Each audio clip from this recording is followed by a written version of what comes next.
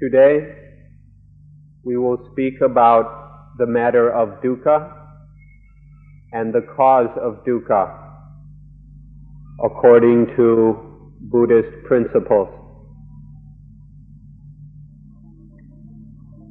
This matter of dukkha and the cause of dukkha is set forth in different ways in the different religious traditions.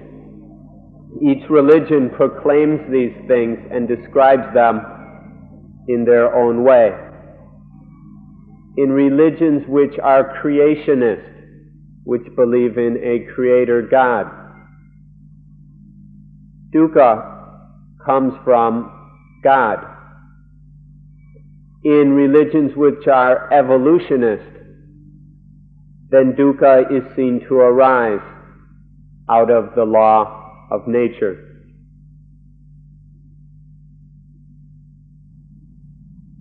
In spite of this, Buddhism dares to say that the method of extinguishing, of eliminating dukkha that we have in Buddhism is appropriate for everyone. It can work for everyone. It doesn't matter what religion you are upholding at this time. Buddhism has the courage to say that this method of understanding dukkha, understanding its cause, and understanding the way of practice that leads to the elimination of that cause, Buddhism is very forthright in saying that this can work for everyone, no matter what religion you belong to. This ability of Buddhism to be of use for all is the same as certain modern drugs, certain antibiotics or painkillers or whatever, which can be used by people anywhere in the world. It doesn't matter if you're a European, an Asian, an African, or a South Pacific Islander. There are drugs which work universally for all human beings. And in Buddhism, and these drugs, it doesn't matter what religion you belong to, you can still use it, these various medicines. And Buddhism works like this also. It can be used by all.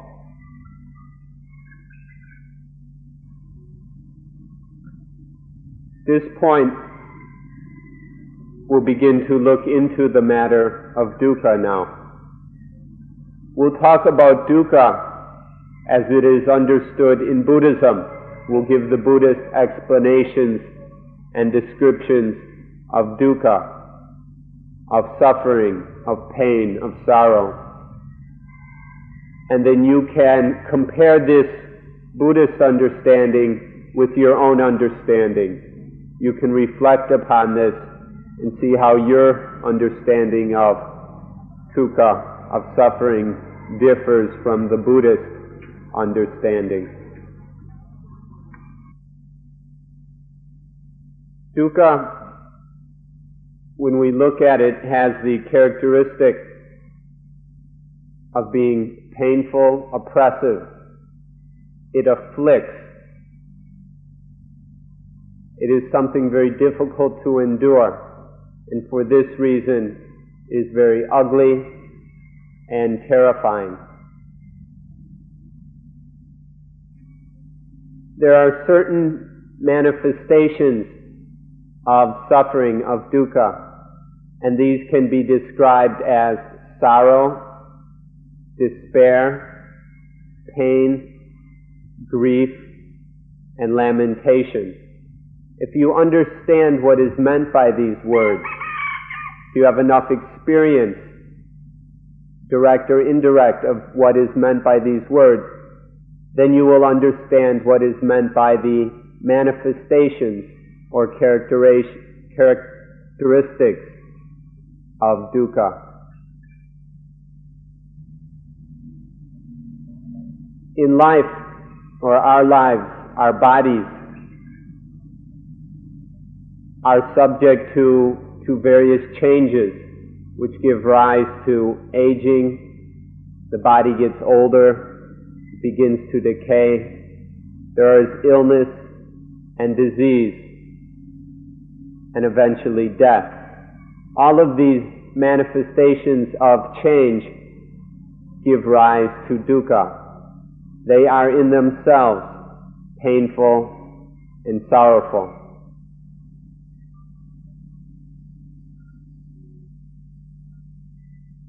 Another group of experiences which are painful and suffering for us is meeting up with things that we don't like, experiencing things that we dislike. This is dukkha.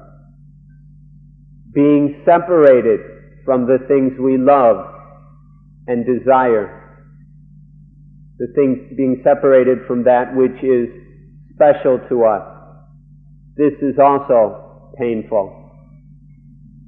And lastly, in this group, not getting what we want, having wishes or desires for something and not having those wishes be met or fulfilled.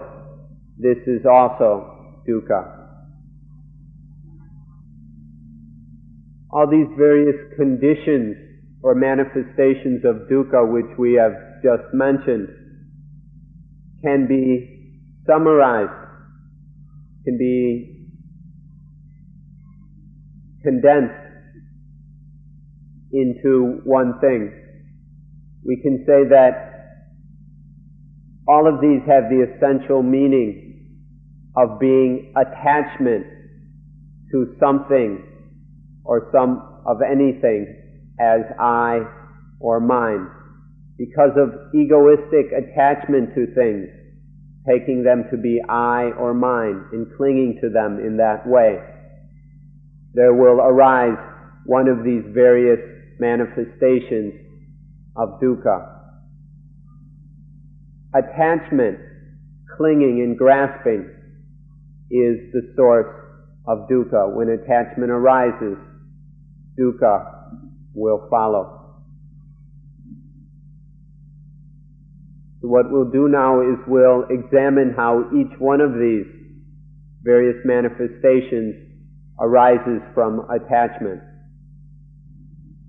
Let's begin on the cruder levels. For example, lacking peace or ease of mind. For example, when someone doesn't respect us, it makes us uneasy and uncomfortable. We don't feel very good. Because of our egoistic attachment, we believe that I have a certain status or position, and because of that status, people should treat me in a certain way, with a certain kind of respect appropriate to this opinion I have about myself. And then when someone doesn't respect us in the way we want them to or expect them to, then it bothers us, it disturbs us, and our mind is ill at ease. Next is if we're out of work, we don't have a job, and because of that we lack money. Then there arises the fear that I am going to die, or that I am going to have a lot of problems because I don't have any money. I'm going to be hungry, or I won't be able to pay the rent. Dukkha arises out of this attachment that there is some I who is going to experience difficulties, pain, and maybe even death because of the lack of a job and lack of money.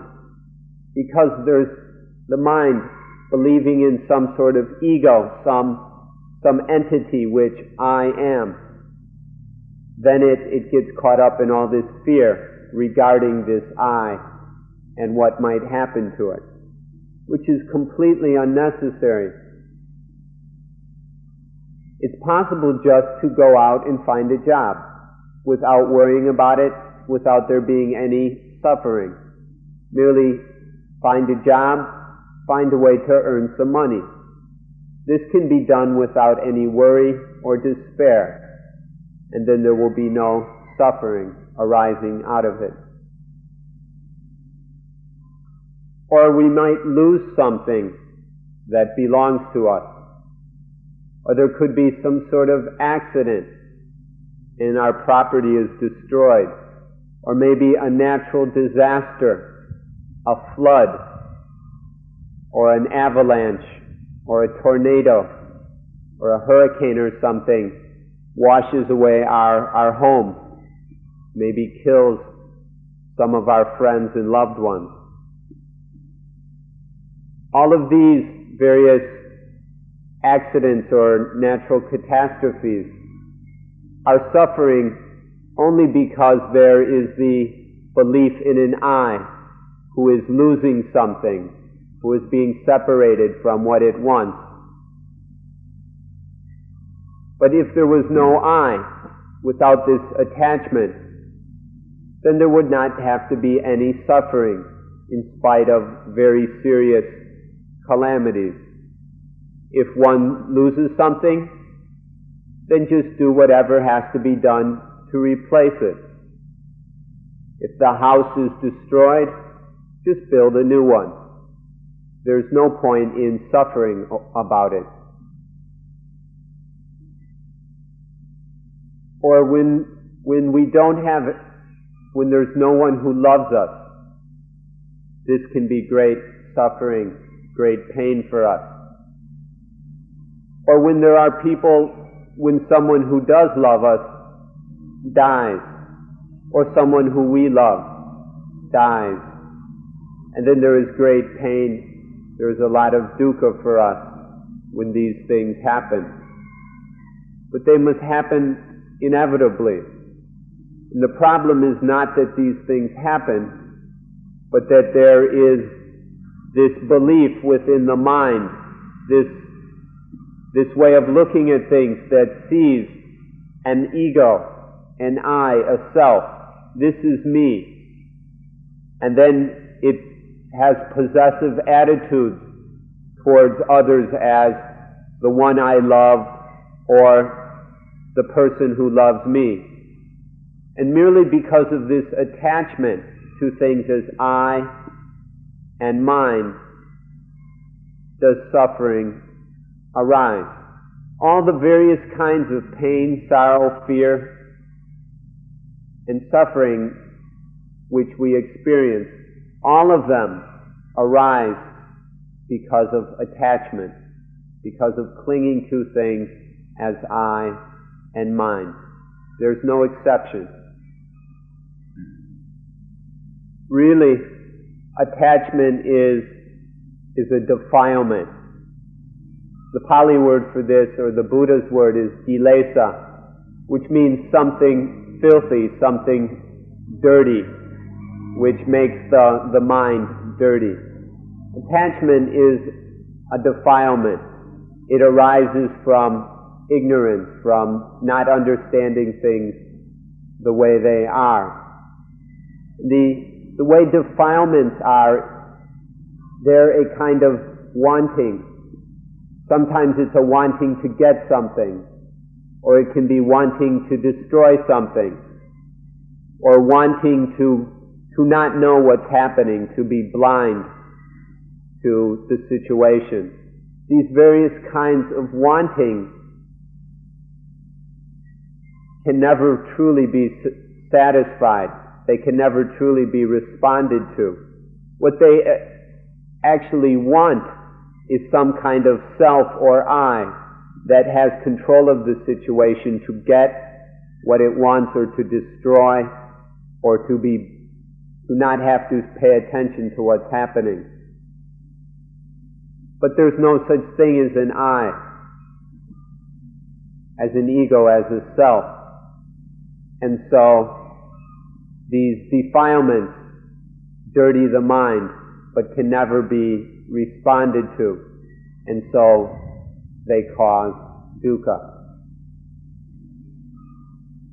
This feeling of being an I, of I am, or the feeling of mind that I own this or that, this feeling or perception of I in mind is behind all the different kinds of dukkha. Because of this possessiveness, this clinging to things as I and mine, there's always some desire upon things to somehow satisfy the wants of this ego, the ego that is trying to claim this as me or that as mine. And this is always stirring up pain as soon as this attachment arises.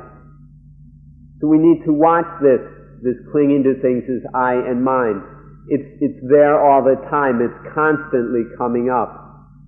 It's an instinct that we have from birth, this instinct of perceiving things as I and mine. Even just the existence of this instinct itself, of this warped perception of I and mine, even before it has caused various problems, it in itself is dukkha.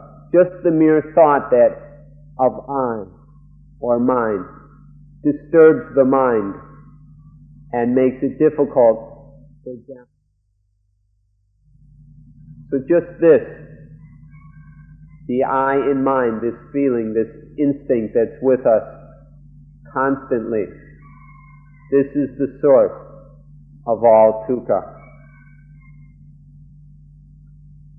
Whenever thoughts of I or mine forces the mind to desire after something, whenever these attached thinking causes the mind to undertake certain behaviors, then that activity will always be based in attachment and will inevitably be fraught, will be caught up with pain and dukkha. However, if there is mindfulness and wisdom, if rather than being filled up with I and mine, the mind is mindful, awake, and alert, and wise, then that mind, through the understanding of the law of nature, the way things work, can go about whatever activity needs to be done without any dukkha arising. All the various kinds of suffering, of pain, of dukkha that we have been talking about can be summarized in one word, in the words, my life. My life. This is what all this dukkha is. All these things, we take all these things as mine, as my life, and put them at the center. And everything, our life is centered in this my life, oriented towards my life. Everything is done for the sake of my life. Because of this attachment to things as my life, which we can see as both attaching in the aspect of I, as I am this, and also as mine. Life, sometimes we see it as I, and sometimes as mine. This attachment to my life is the basic vehicle for all these kinds of attachment, and this in turn leads to pain. If we look at things, we'll see that, for instance, birth, aging, illness, and death are merely natural phenomena. These are just part of nature. Birth, aging, illness, and death belong to nature. And in that way, they should be no problem. But when we start to think of things in terms of I and mine, in terms of a self, then by attaching to these things, attaching to my birth, I'm getting old, I am sick, I am dying, my death. By attaching to these things as I and mine, we no longer see that they are merely natural phenomena, that they're just part of nature. Instead, we claim them to be ours, and in that possessiveness, there arises dukkha. In the world, we can see that there are nothing but three basic categories of things. There are the things we love, that we like. Then there are the things that we don't like. And there are the things that we desire. These things are just part of the world, part of nature. But because of our sense of self, of ego, then some of them we love, others we don't love, and some we desire.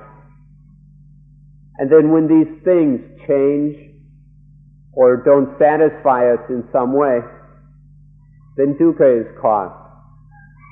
And that dukkha only happens because of the clinging to things as I and mine.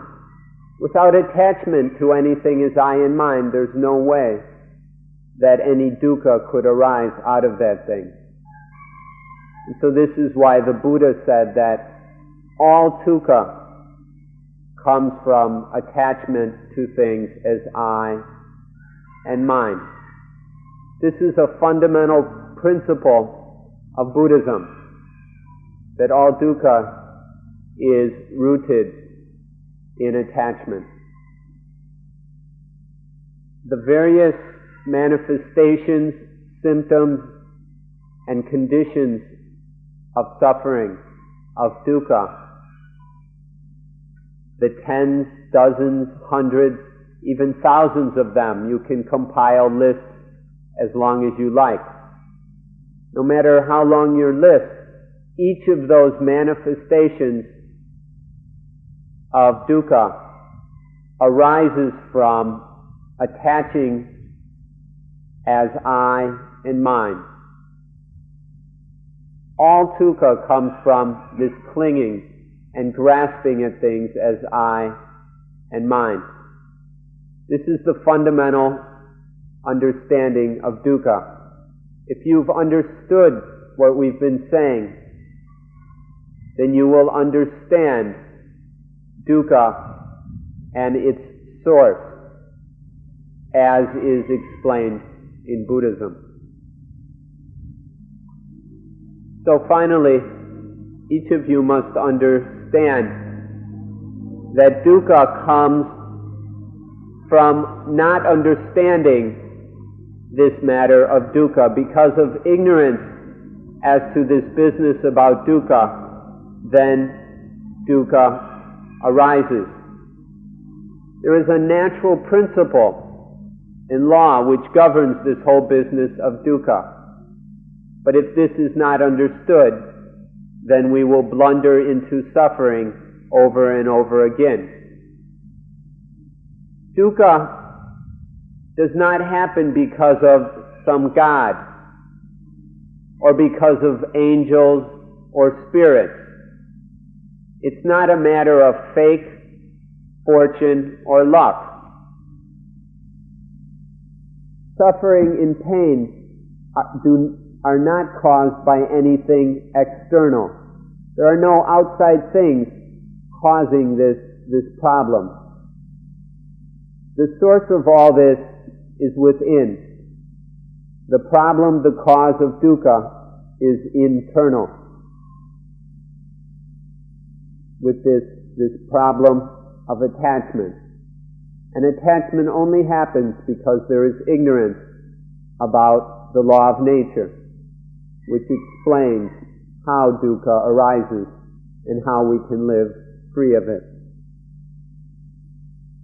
This is the thing that each of you must come to understand, that the source of dukkha is within, and that is where dukkha can be ended as well. And now to the second matter to be discussed today. The first one, we're talking about what dukkha is, and explaining that it is always caught up with attachment. The second topic is the cause of dukkha. Dukkha is caused by desire, by craving, by wanting. Whenever these arise, dukkha will follow. But we have to make it clear that there are two kinds of wanting. There is wise want and foolish or ignorant want. Usually we use the word craving for the foolish kind. But we'd like to point out there can be a wise kind of wanting also. When the wanting is caught up with ego, with wanting things in regards to the ego, then it is foolish. This is caused by ignorance, wrong understanding of the way things work. And that ignorant desire will always cause dukkha. However, if there is no problem with ignorance, if the wanting is not ignorant, but based in understanding, then it is possible to have wants and go about satisfying them without any dukkha arising. When we talk about this cause of dukkha, language can be a bit of a problem. In English as well as in Thai, there are a variety of words that have the basic meaning of want.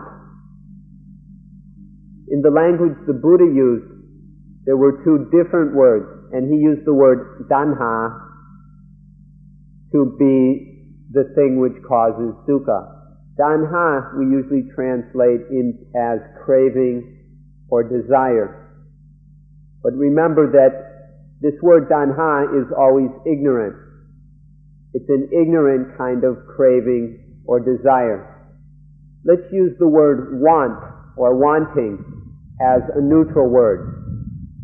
And so we could talk about ignorant wanting, and this is what the Buddha called tanha, and we can call it craving or desire. And then there is wise wanting, in which there is no ignorance whatsoever. This wise want does not cause dukkha. It's not the problem. When we say that desire or craving or tanha is the cause of dukkha, be very clear that what we mean is this ignorant want. If there is mindfulness and wisdom present, then the wanting is wise and there is no problem. But if the wanting is conditioned by ignorance, if we want because of ignorance, then this foolish wanting, this craving, will lead to dukkha. So it's only this craving, this foolish wanting, which is the cause of dukkha. Please understand this point.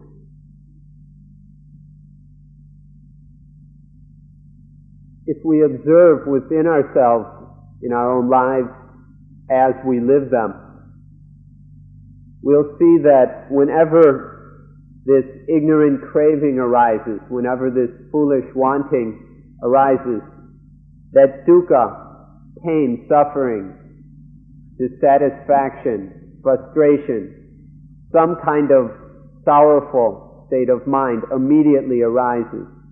Whenever there is this ignorant craving, wanting something in a foolish way, that automatically the mind will be saddened, will be afflicted by this wanting.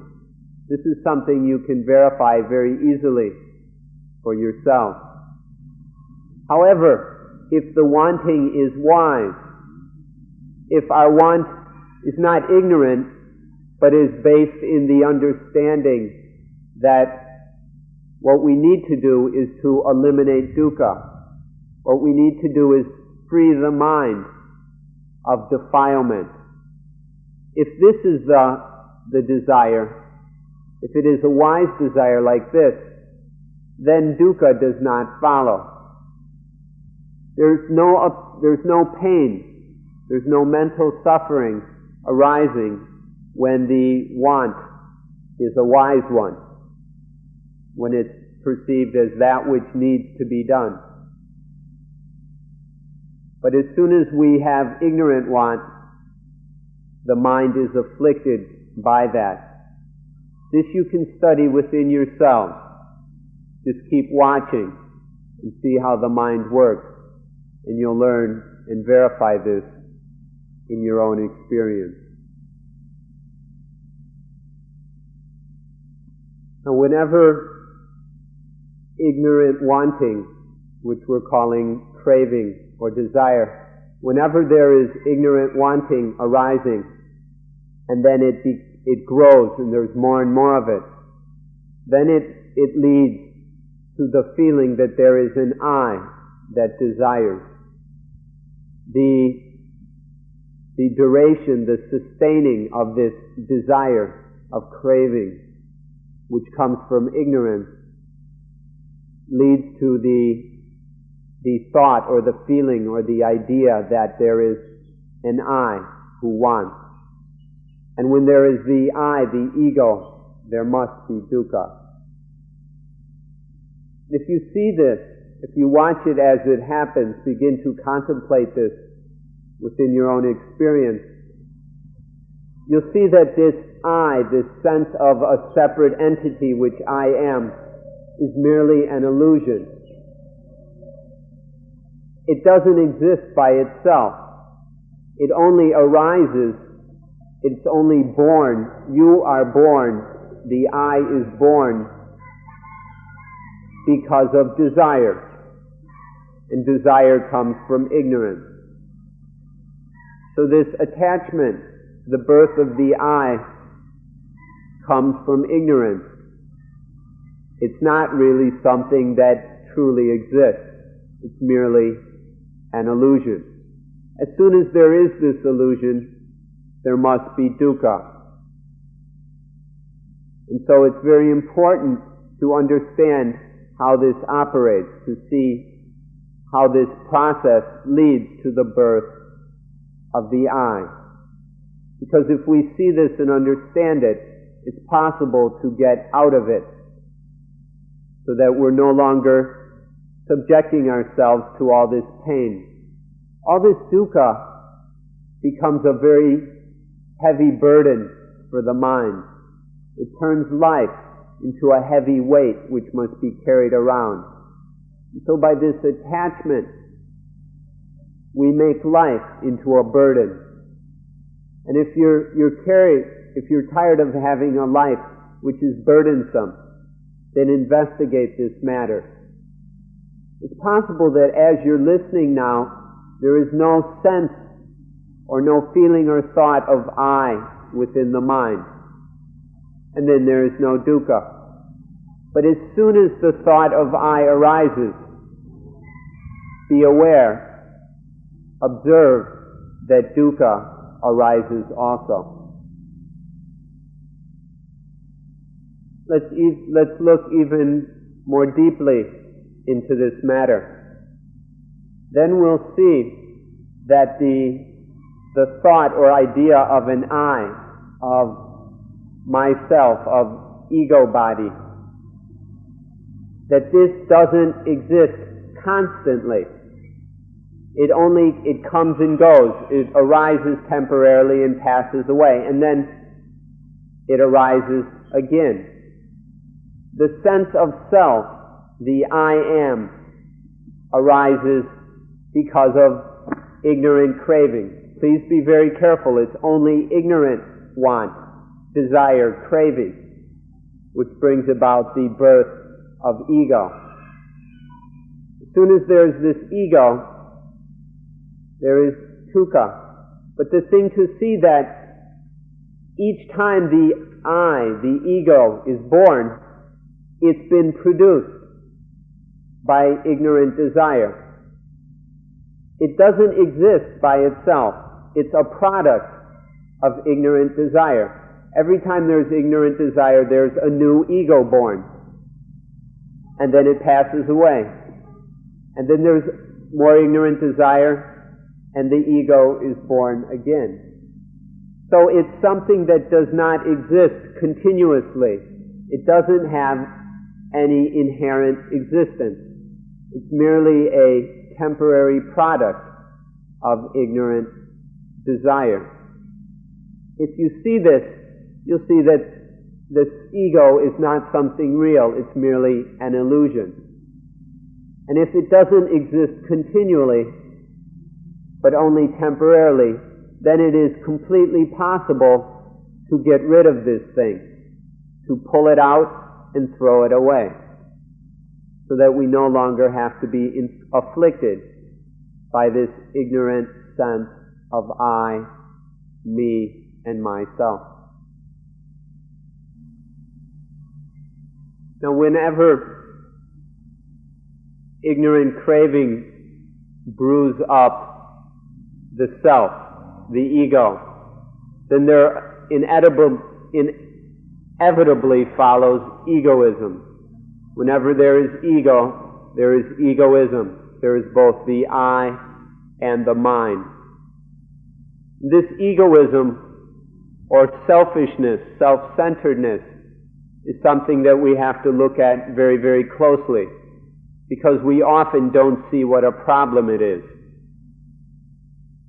We often, in fact, cherish it. We cherish selfishness rather than treat it as we properly should. In fact, selfishness is a very dangerous thing. All the forms of dukkha are coming out of selfishness. But we don't see what an enemy, what a horrible monster selfishness is. Instead, we clutch at it, we hug it all the time. We sleep embracing selfishness. We're embracing selfishness all the time, both day and night. We don't see how ugly and dangerous it is. Somehow we see it as lovely, as beautiful and desirable. And so in this way our lives are more and more filled with selfishness. And because of that, there is more and more dukkha, more pain and suffering in our lives. Sometimes this pain and suffering is on a very subtle level, a level that we're unable to see. And so we don't realize all this punishment that arises out of selfishness. But whenever there is selfishness, there is dukkha arising. And so we need to understand this business about selfishness. Let's look and see all the destructive activity, all the problems which selfishness causes in the universe. When the sense of self and then of selfishness arises in the mind, that person can never really be happy or at ease. Because of selfishness, the mind is disturbed. There is dukkha.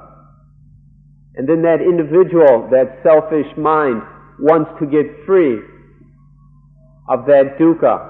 And it starts to undertake certain selfish behaviors which cause dukkha for others. Because of personal selfishness, one experiences dukkha and then begins to inflict suffering upon others. And this can spread in many different ways. Even in a family, between a husband and wife, the selfishness of the two partners causes pain for each other. There is dukkha, there is suffering within the family because of the selfishness of both partners. And if it happens within the family, it happens also within the community, within the nation, and within the world. When we think selfishly, then we want things for ourselves. And we argue, we fight, and we even go to war because of selfishness. Selfishness has given a rise to the system called capitalism.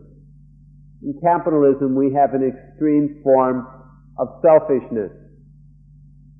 And then because of this one form of selfishness, there arises the very egotistical opponents to capitalism who call themselves communists.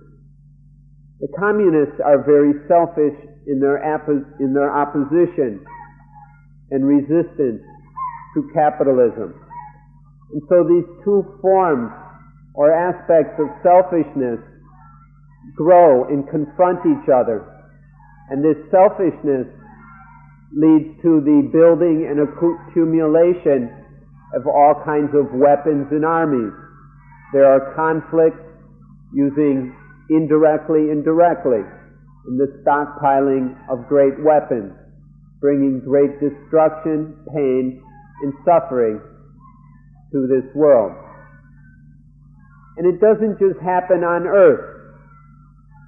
In the heavenly realms, the so-called heavenly realms, the angels and celestial beings, they get into arguments also because of selfishness. The great fall in heaven, where Lucifer fell from God's grace, arose because of Lucifer's selfishness. And so it doesn't just happen in the human world. It happens in all the various worlds. That throughout the universe, selfishness causes great destruction in all the calamities that befall us. So this business of selfishness is something obviously that needs to be understood. Selfishness in turn creates tanha or craving. Craving arises because of these selfish patterns of thinking and behaving. And then when there is craving, there arises attachment and dukkha, suffering. There are three main kinds of craving which arise because of selfishness, because of egoism. One kind is called craving for sensual pleasures. This is craving to get happiness through one of the various sense doors, the eyes, ears, tongue, nose, body, or mind. This is essentially sexual or lustful. It's a way of trying to get happy by responding to desire, sexual desire. Then there is craving for fine material things. Craving for material things like possessions, wealth, security, and things like this. This is another kind of material desire, but it's not as crude as the sexual kind. And then there is craving for immaterial things, things like fame, honor, a good reputation. These these things are something else that we crave. There are various details about these three kinds of craving which you ought to know, and we encourage you to look into it further by doing some research on your own. But the essence, what we need to see is that egoism, selfishness, creates tanha, craving. And then when there is craving, there will be dukkha. This is something absolutely necessary to understand if life is to be developed and liberated. The last point we'd like to discuss is about certain misunderstandings about dukkha, about suffering. There are some people that suffering is caused by wrong deeds in past lives. There are people who believe in reincarnation or rebirth of some ego that transmigrates from life to life to life. And they believe that suffering in this life was caused by evil deeds in past lives. This understanding is incorrect. Another misunderstanding is that some people think that dukkha, that suffering in this life, is caused by God or by angels, by celestial beings, by spirits or ghosts, that various supernatural powers outside of us are causing dukkha. That these supernatural beings, whether an omniscient, omnipotent God or just little tree spirits in the woods, that these external things could cause dukkha is also a misunderstanding. The third misunderstanding is that dukkha does not have a cause, that dukkha just arises by fate, by fortune. It's a chance, random occurrence. This understanding is also incorrect. You need to know about these three misunderstandings so that you don't fall into them. And so we're mentioning them at the end of today's talk. And so finally, we'll summarize today's talk by saying that the cause of suffering, of mental anguish or dukkha, is attachment, egoistic clinging to things as I and mine. This causes dukkha. All dukkha is caused by attachment. But if you have been listening, you may have wondered, but at times we also said that craving causes attachment. But if we look, it's craving, ignorant desire, which gives rise to attachment. Because of this craving that there is attachment. And so if we see this, then that we can say that attachment is the most immediate cause of dukkha. But since craving causes attachment, then we can say that ignorant desire is a somewhat more distant cause of dukkha. But as craving arises out of ignorance, then the most distant, the deepest, the original cause, the fundamental cause of dukkha is ignorance. So depending on how we want to look at it, we can say that ignorance is the cause of suffering, or that craving is the cause of dukkha, or that attachment to I and mine is the cause of dukkha. It depends on how we're looking at it. It comes down to this, that as we go through life, we have a number of experiences. We experience things through the eyes, ears, nose, tongue, body, and mind. Whenever we make contact with things through these sense doors.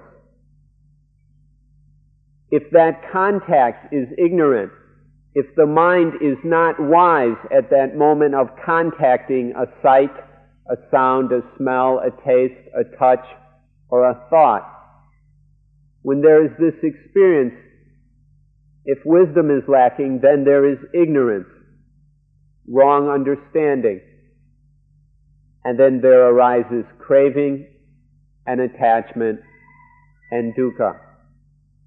So it's easiest to say that all dukkha comes from attachment. If we ask what we attach to, we can say we attach to life, we attach to the body, or we attach to the mind. The Buddha talked about things he called the 5 groups of attachment, which are the body, feelings, perceptions, thought, and sensory consciousness. Attachment to any of these things is I or mine, results in dukkha. So this is enough of a discussion of dukkha and the cause of dukkha. We've spent enough time looking into this for today, and we hope it will provide you with some foundations for further study. And so on this point, we will finish today's talk.